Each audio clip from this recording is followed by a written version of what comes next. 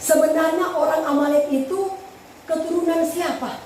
Kenapa Bu Tuhan itu sangat membenci orang Amalek? Kata Alkitab, orang-orang Amalek ini adalah keturunan Esau. Saudara, Esau melahirkan seorang anak namanya Elifas. Ya. Kemudian Elifas menikah dengan seorang gundit namanya Timnah. Dan mereka melahirkan seorang anak namanya Amalek. Tapi timbul pertanyaan, Pak. Amalek ini kan masih keturunan Abraham.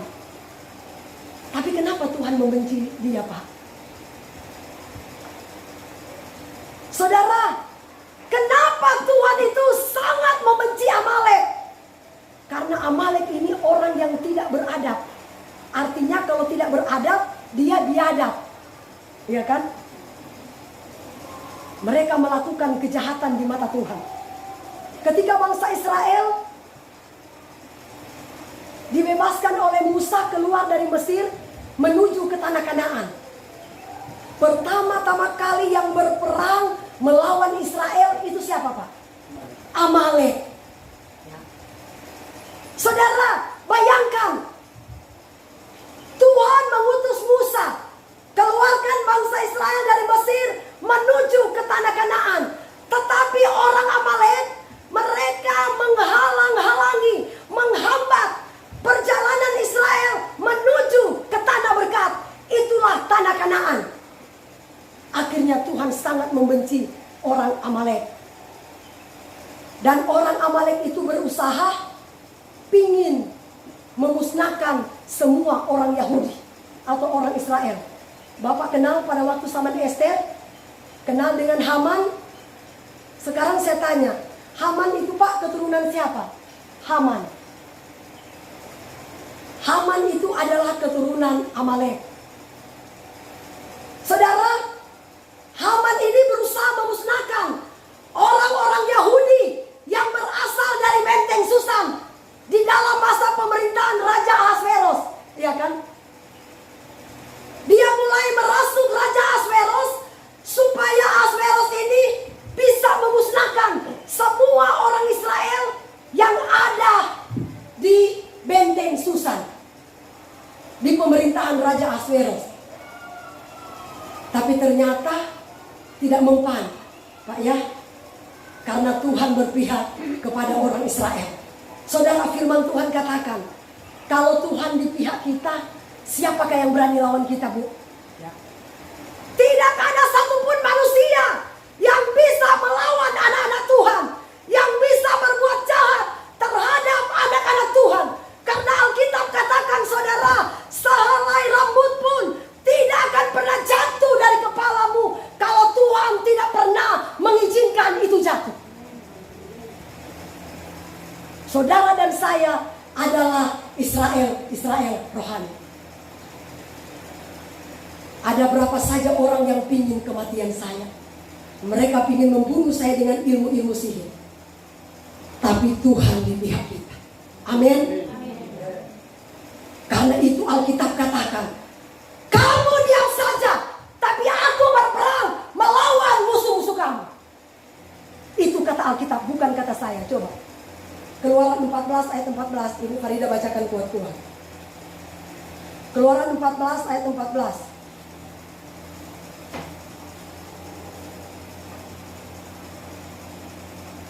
Tuhan akan berperang untuk kamu dan kamu akan diam saja. Saudara lihat ya, ini pembelaan untuk orang-orang yang percaya kepada Tuhan, yang mengandalkan kekuatan Tuhan. Dia bilang, Tuhan akan berperang untuk kamu, kamu diam saja. Kita diam aja, Bu. Orang yang berperang, yang punya niat jahat terhadap kita, nanti Tuhan yang berperang melawan mereka, asal kita orang benar. Amin. Karena itu janji Tuhan, makanya kita tidak perlu takut dengan apapun. Haleluya. Jadi seperti itu, saudara. Saudara, kenapa saya katakan Haman itu adalah keturunan Amalek? Karena dia masih keluarganya Raja Agag. Pak, Raja Agag itu raja siapa? Raja orang Amalek. Gitu. Tuhan katakan begini kepada Saul. Saul, pergi engkau ke Amalek. Tumpas semua orang Amalek. Jangan sampai ada satupun manusia, binatang yang tersisa di Amalek. Tumpas. Waduh Pak, Tuhan itu kayaknya gak punya belas kasihan Pak. Masa ditumpas semua Bu? Tuhan bilang bunuh semua.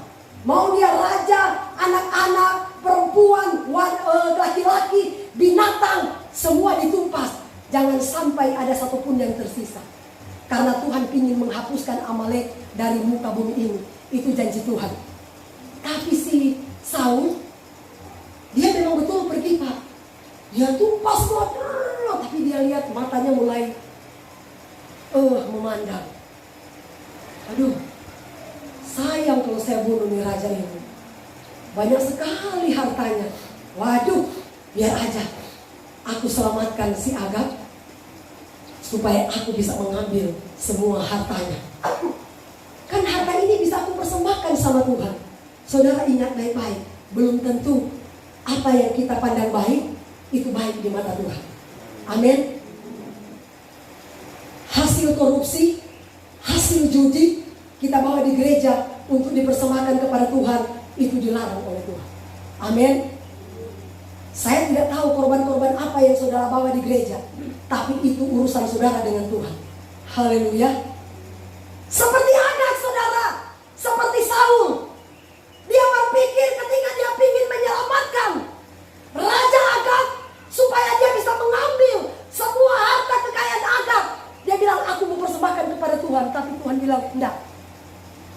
Akhirnya Tuhan katakan begini kepada Saul, Saul, kenapa engkau berbuat jahat terhadapku? Aku suruh bunuh semua. Kenapa kau selamatkan dia Agag? Karena engkau tidak taat kepadaku. Aku akan ambil rohmu daripadamu. Saudara, kalau Roh Kudus sudah mundur dari kita, sudah roh setan yang akan menguasai kita. Betul gak Bu? Haleluya. Itu seperti itu. Akhirnya singkat cerita, langsung Samuel bunuh tuh Raja Agag dengan pedang Samuel sendiri. Bang! Samuel kan? Haleluya. Jadi seperti itu saudara.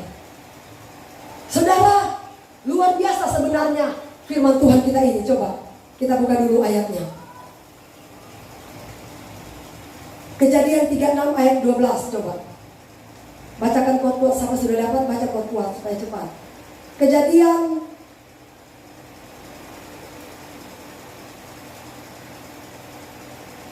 Coba Kejadian 36 ayat 12. Coba. Dina adalah gundik Terus anak Esau. Ia melahirkan Amalek bagi Elifas. Itulah cucu-cucu ada istri Esau. Ya, jadi cucu Esau, Pak ya. Ya. Amalek itu adalah cucu Esau. Haleluya. Terus baca lagi Pak. Ester pasal 3 ayat 1 dan 2. Cepat-cepat baca. Ester 3 ayat 1 dan 2. Ester 3 ayat 1 dan 2.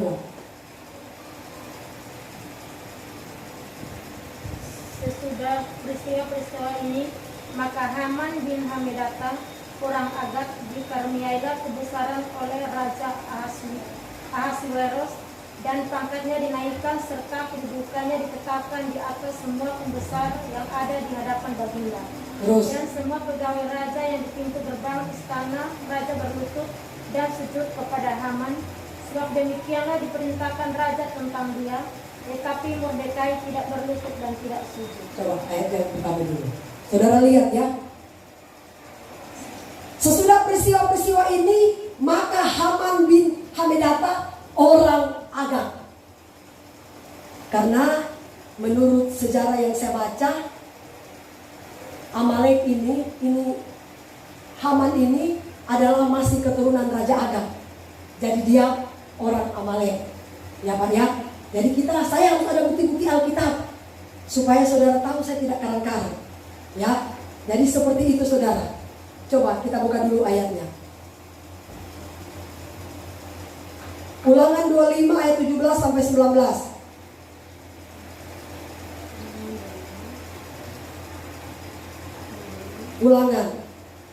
Ulangan pasalnya yang ke-25 ayat 17 sampai 19.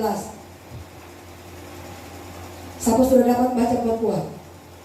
Ingatlah apa yang dilakukan orang Amalek kepadamu pada waktu perjalananmu keluar dari Mesir, bahwa engkau didatangi mereka di jalan dan semua orang lemah pada barisan belakangmu dihantam mereka, sedang engkau lelah dan lesu. Mereka tidak takut akan Allah. Maka apabila Tuhan Allahmu sudah mengaruniakan keamanan kepadamu daripada segala musuhmu di sekeliling, di negeri yang diberikan Tuhan Allahmu kepadamu untuk dimiliki sebagai milik pusaka, maka haruslah engkau menghapuskan ingatan kepada Amalek dari kolong langit. Janganlah lupa. Haleluya. Ini janji Tuhan, Pak. Tuhan bilang, aku akan menghapuskan Amalek di tengah-tengah dunia ini. Sekarang masih ada nggak bangsa Amalek? Masih ada nggak, Pak? Sekarang masih ada nggak bangsa Amalek? Tidak ada lagi. Karena janji Tuhan, Tuhan bilang, aku akan menghapuskan orang Amalek. Amin. Saudara, bayangkan, bangsa Israel mau pergi ke tanah Kanaan. Biasa mereka kalau berjalan, yang di depan itu mereka kasih barisan para prajurit-prajurit yang gagah perkasa. Tapi bagian belakang, anak kecil, mungkin remaja, mungkin orang tua yang sudah kakek-kakek, baru mungkin orang yang mungkin bukan prajurit, baru mungkin prajurit. Tapi Amalek itu dasar licik. Firman Tuhan katakan dia bagi di bagian mana, Bu? Tadi Ibu baca dia pukul di bagian mana? Belakang. Orang-orang yang lemah yang duluan mereka pukul. Serang bagian belakang. Licik nggak itu, Pak? Sementara bangsa Israel berjalan menuju ke tanah Kanaan, ternyata sudah punya siasat nih orang Amalek. Mereka tumpas nih orang-orang Israel bagian belakang. Itu yang membuat Tuhan sangat membenci orang-orang Amalek. Padahal masih keturunan Esau. Haleluya. Saudara, Esau kata Alkitab, dia menjual hak kesulungan. Sebenarnya hak kesulungan itu diberikan kepada Esau. Tapi Esau katakan begini, apa sih hak kesulungan itu? Nggak ada artinya, nggak ada gunanya. Nanti juga saya tua kan? Saya kalau tua saya mati. Apa gunanya? Akhirnya apa? Setelah hak kesulungan itu diberikan kepada Yakub, Esau marah nggak, Pak? Marah, saudara. Dia kan nggak berpikir panjang, saudara. Ya, jangan sekali-kali kita menjual hak kesulungan. Artinya hak kesulungan, kasih karunia Allah. Jangan cuma gara-gara cinta, cuma gara-gara harta, cuma gara-gara jabatan kita jual hak kesulungan. Meninggalkan Yesus cuma gara-gara harta, cuma gara-gara cinta, cuma gara-gara jabatan. Seperti Esau menjual hak kesulungan. Haleluya. Saudara, hati-hati. Saya kasih tahu saudara, ketika Musa mau berperang dilawan oleh orang Amalek, Musa katakan begini kepada Yosua, Yosua, kita diserang oleh Amalek. Sekarang saya akan naik ke bukit. Kamu pimpin ini orang Israel berperang melawan Amalek. Nah, Musa sudah naik, dibantu oleh siapa, Pak? Harun dan Hur. Mereka bertiga naik ke puncak gunung. Saudara, Alkitab katakan, ketika bangsa Israel berperang melawan Amalek, Musa angkat tangan. Kalau Musa angkat tangan, orang Israel menang. Ketika Musa turun tangan, Israel kalah. Apakah artinya angkat tangan, saudara? Saudara tahu, sebelum saya naik khotbah di mimbar, saya harus doa puasa dulu. Sebab apa? Kalau saya tidak mencari hadirat Allah, saya tidak doa puasa, mungkin saya khotbah ngawur di atas mimbar. Haleluya. Karena saya akan berperang melawan batin-batin saudara. Saya tidak tahu apakah firman ini akan masuk, atau malah setan akan buat melenceng, buat kita tersinggung. Betul tak? Akhirnya karena sudah tersinggung, setan bilang, ngapain kamu ibadah? Ngapain, gak usah persetan dengan ibu pendeta itu. Nah, itu setan, saudara. Makanya saya harus doa puasa. Saya harus rampas hati-hati jemaat, biar firman ini meresap dalam hati dan bertumbuh dewasa di dalam Tuhan. Amin. Amin. Seperti Musa, dia angkat tangan. Kalau dia angkat tangan, Israel menang. Kalau saya tidak angkat tangan, gereja ini tidak akan pernah maju dan berkembang. Betul enggak? Tapi kalau Musa turun tangan, bangsa Israel kalah. Ketika Musa angkat tangan, dia sudah capek, lelah. Aduh Tuhan, Israel masih berperang. Kapan menang? Dia ditopang oleh siapa, Pak? Harun dan Hur. Harun topang. Sini tanganmu, dipegang. Saudara, pendeta gembala tidak bisa melayani sendiri tanpa topangan majelis dan para pelayan. Amin. Pendeta juga masih manusia biasa yang tidak pernah luput dari kesalahan dan kelemahan. Masa saudara cuma butuh doa pendeta, pendeta juga butuh doa jemaat. Haleluya. Saudara, saya pernah saksikan seorang nenek, setiap kali dia datang di gereja, dia duduk paling belakang. DP tugas apa? Menjadi pendoa syafaat. Suatu ketika saudara, nenek itu meninggal. Tiba-tiba diikuti lagi, berikut pendeta itu meninggal. Setelah sampai di atas, nenek itu dapat mahkota besar, pendeta mahkota kecil. Protes nggak pendeta, Pak? Protes. Tuhan, kok saya dapat mahkota kecil? Saya ini kan melayani, menginjil. Saya capek-capek ke sana kemari memberitakan Injil. Terus nenek ini cuma jemaat saya, Tuhan. Dia cuma duduk paling belakang kalau dia gereja. Tapi kenapa dia mahkota besar? Tuhan bilang, dengarkan kamu gembala. Gembala, pendeta, penginjil, evangelis, itu cuma jabatan kamu. Tapi yang menentukan kita selamat adalah karakter. Amin, Pak. Terus Tuhan katakan begini, memang kamu melayani menginjil. Kamu sudah banyak dipuji-puji orang. Luar biasa dia dipakai Tuhan menyembuhkan orang sakit. Tapi nenek ini, dia cuma jadi pendoa syafaat, tidak pernah dapat pujian orang.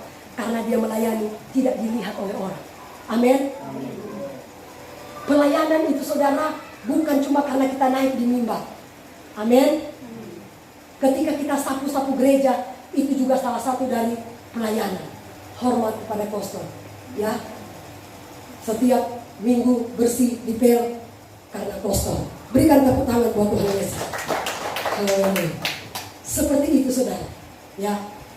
Akhirnya dia mengerti, oh betul, saya sudah dapat upah waktu saya di dunia ketika orang puji-puji saya. Bukan saja cuma puji, ketika orang undang KKR, sekali kasih amplop berapa Bu sama pendeta undangan? Berapa Bu? 5 juta. Tapi kalau di kota-kota sampai 30 sampai 50 juta. Kalau kita mungkin standar kita cuma 5 juta. Tapi di kota-kota lain sudah dapat upah. Tapi nenek pendoa syafaat dapat upah enggak? Enggak. Tuhan bilang kamu sudah dapat upah besar waktu kamu di dunia ini. Haleluya. Saudara, satu kesaksian lagi. Seorang pendeta, dia punya jemaat kaya, punya tambang emas. Pak Pendeta, kalau Pak Pendeta ada KKR, tidak usah takut masalah dana. Nanti saya yang bantu kekurangannya. Jadi kalau kekurangan 20 juta, dia bantu karena dia kaya, punya tambang emas. Kalau 25 juta, tetap dia topang karena kaya. Satu ketika meninggallah si orang kaya ini, diikuti lagi dengan pendetanya. Sampai di atas pendeta bilang, tempat apa ini? Aduh, kenapa ini panasnya luar biasa? Terbuka peti mati, dia tanya, tempat apa ini? Apa ini? Nah, si orang kaya ini dia tanya sama pendetanya, pendeta, kok kita berdua ada di sini? Ini tempat apa, Pak? Ini neraka. Pak Pendeta, kenapa ini neraka, Pak? Bapak kan tahu, Pak. Dulu saya rajin gereja.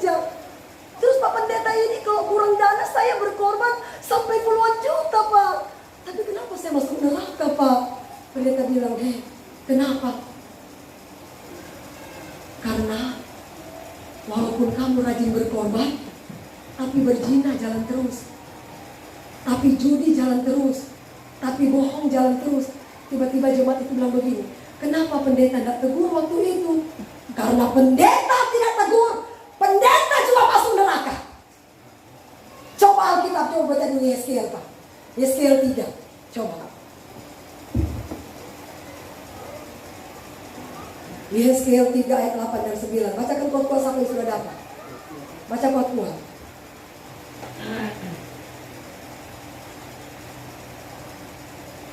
Yeskiel 33. Yeskiel 33 ayat 8 dan 9.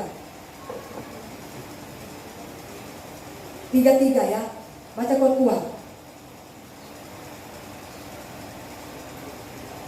Ayo. Siapa sudah dapat? Yeskiel 33 ayat 8 dan 9. Kalau aku berfirman kepada orang jahat, hai orang jahat, engkau pasti mati. Dan engkau tidak berkata apapun untuk memperingatkan orang jahat itu supaya bertobat dari hidupnya.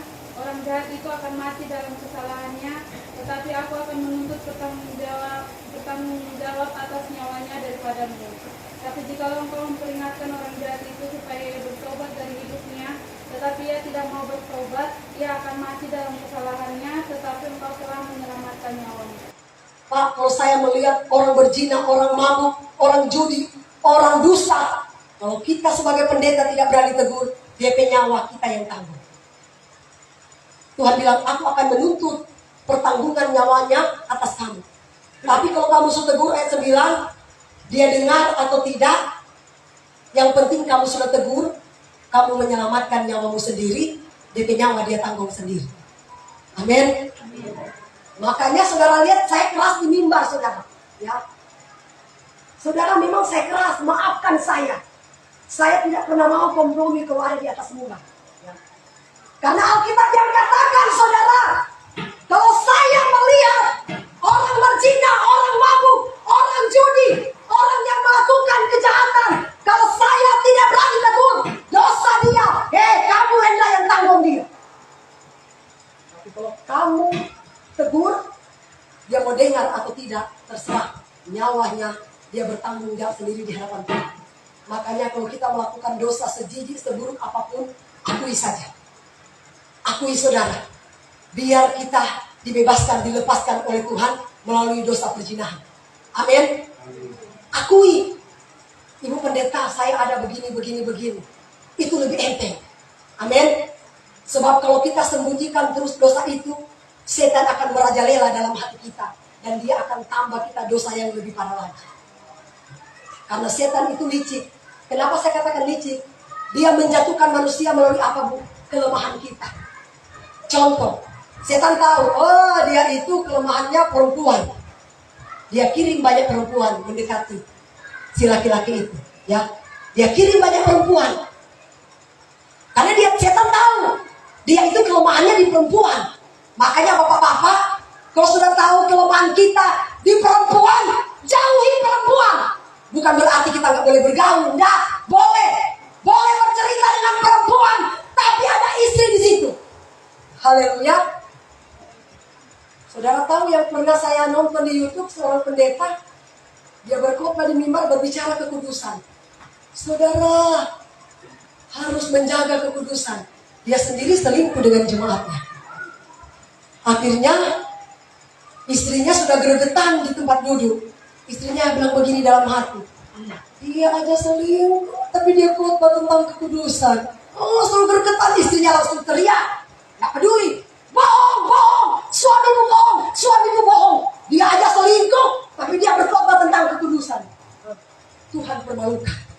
Haleluya. Tuhan permalukan saudara saat itu juga. Makanya saya katakan, kalau sudah tahu kelemahan kita di perempuan, jauhilah perempuan. Amin. Apalagi kalau alasan konseling. Pendeta laki-laki jangan konseling dengan perempuan. Kalau perempuan jangan konseling dengan laki-laki. Karena itu ada celah bagi setan untuk menjatuhkan kita. Dia kasih kita baper. Tadinya baru konseling. Tiba-tiba setan kasih baper. Apa arti baper, Bu? Bawa perasaan. Betul enggak? Tadinya cuma konseling. Setan bilang gini, itu cantik dia suka sama kamu kok. Coba kamu hantam aja, mau dia, mau. Nah, langsung masuk kaki. Sebenarnya saya suka sama kamu. Jatuh di situ. Pendeta juga manusia, sayang. Haleluya. Seperti itu, saudara. Ya, jadi hati-hati dengan konseling. Kalau saudara mau konseling, laki-laki jangan cari ibu pendeta. Jangan saudara bawa saya dalam dosa. Ya, kalau ibu-ibu jangan cari Pak Pendeta. Cari ibu kepala. Amin. Karena apa? Di setiap celah pasti ada setan merajalela. Kita harus putuskan itu roh setan. Amin. Jadi seperti itu, saudara. Saya keras, tegas, gak apa-apa. Saudara benci sama saya, itu urusan saudara dengan Tuhan. Saya tidak tanggung lagi nyawa saudara, karena saya sudah beritakan di atas mimbar. Amin. Itu seperti itu. Ya. Jadi hati-hati. Sedangkan aja dalam pastori, hati-hati kalau kita terima pengerja perempuan, kita kasih tinggal dengan Bapak Gembala di dalam pastori. Atau sudah tahu ibu gembala sendiri, kasih tinggal pengerja laki-laki tinggal dengan saya. Ada setan nggak di situ, Pak Mante? Ada. Setan itu licik, saudara. Amin. Setan itu licik. Makanya hati-hati. Karena di akhir zaman ini banyak hamba-hamba Tuhan, pelayan-pelayan akan tumbang. Karena apa? Tidak tahan uji. Haleluya. Karena Alkitab bilang, sebelum kedatangan Tuhan, Pak, akan datang dahulu murtad.